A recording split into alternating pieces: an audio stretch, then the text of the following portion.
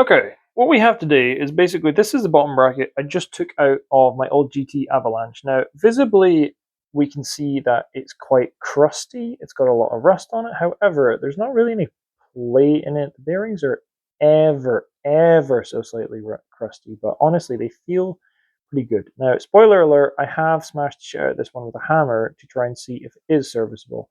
And I have seen videos where people have taken these apart with hydraulic jacks, but realistically, most people don't have a freaking hydraulic jack in the workshop.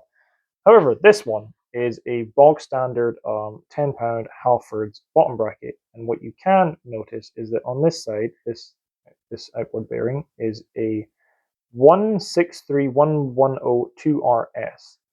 That's a fairly standard cartridge bearing that you can buy, and I'm going to show you how easy it is to take apart one of these. You can literally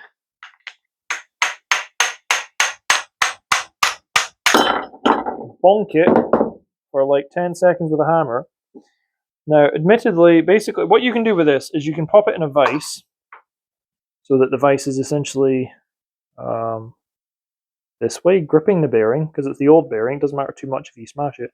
And then smash down on this, and this bearing will slide off.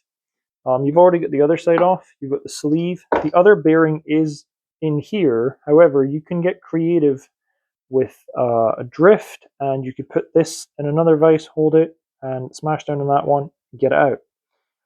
My point here with this is that I'm going to come around the other side.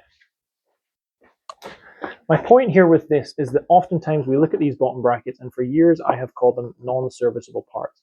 However, if you are willing to spend a little bit of money, and when I say a little bit of money, you can buy like multi-packs of these 163110-2RS bearings for like £10. Like, they're fucking cheap. And if you do that, and like the rest, like the threads and everything on this is fine, then hypothetically you have like 5-10 years worth of bottom brackets for the cost of the original hardware, which is like £10, plus the cost of the bearings, which is really not much.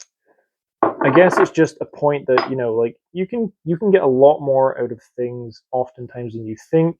And if you're willing to take something apart, have a go, and see how you can maybe make that thing work again, like quite often you can. So, just give things a go. Broken things aren't always broken.